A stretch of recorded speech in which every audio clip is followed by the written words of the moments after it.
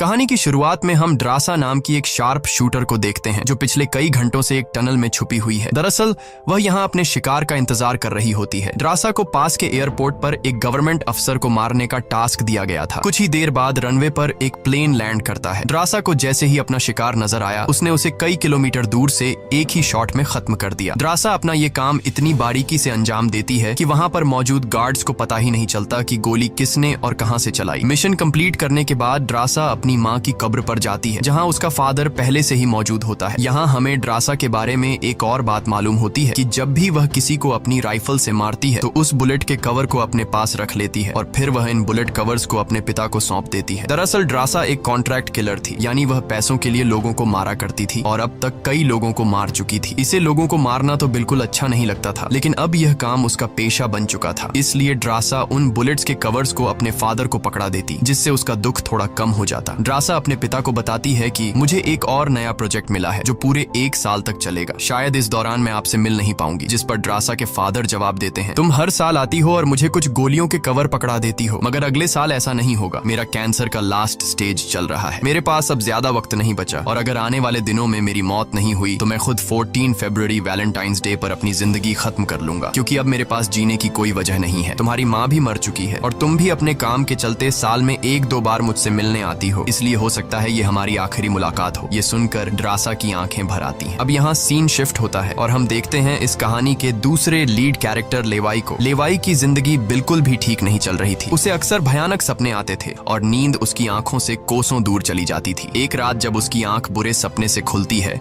तो लेवाई अपने घर से बाहर निकलकर समुद्र के किनारे पर आता है। यहाँ उसे थोड़ा बेहतर महसूस होता है और वह अपनी डायरी में कुछ लिखने लगता है। तभी लेवाई को अचानक उसके फोन पर एक मैसेज आता है। उस मैसेज में उसे एक एड्रेस दिया गया होता है जहाँ उसे जल्द से जल्द पहुंचने का कहा गया होता है। लेवाई बिना वक्त गंवाए एक मिलिट्री बेस पर पहुंचता है और वहाँ उसकी मुलाकात होती है एक लेडी ऑफिसर से जिसका नाम बार्तो है। बातचीत के दौरान हमें पता चलता है कि लेवाई कोई आम इंसान नहीं बल्कि एक आर्मी ऑफिसर था, लेकिन अब वह रिटायर हो चुका है और सिर्फ इतना ही नहीं, वह एक डेडली स्नाइपर भी रह चुका है। वह अब तक 200 से भी ज्यादा लोगों को स्नाइपिंग से मार चुका है। बार्तो लेवाई से कहती है, मैं तुम्हें एक मिशन पर भेजना चाहती हूँ क्योंकि तुम एक बहुत ही अच्छे स्नाइपर हो और ये सिर्फ तुम ही कर सकते हो। लेकिन मिशन पर भेजने से पहले बार्तो लेवाई से एक बहुत ही जरूरी सवाल पूछती है, अगर तुम इस मिशन पर गए तो क्या तुम्हें याद करने वाला पीछे कोई है? ये बात सुनकर लेवाई को कुछ अजीब लगने लगता है, लेकिन फिर वह जवाब देता है, नहीं, मेरा इस दुनिया में अब कोई भी अपना नहीं है। ये सुनकर वो लेडी लेवाई से कहती है, तुम तैयारी कर लो, कुछ घंटे बाद तुम्हें उस मिशन पर भेजा जाएगा और वहाँ तुम्हें 1 साल के लिए रहना है। इसके बाद लेवाई को बेहोश कर दिया जाता है और जब उसकी आंख खुलती है तो वह अपने आप को एक एरोप्लेन में पाता है। लेवाई कुछ समझ नहीं पाता कि आखिर उसे कहाँ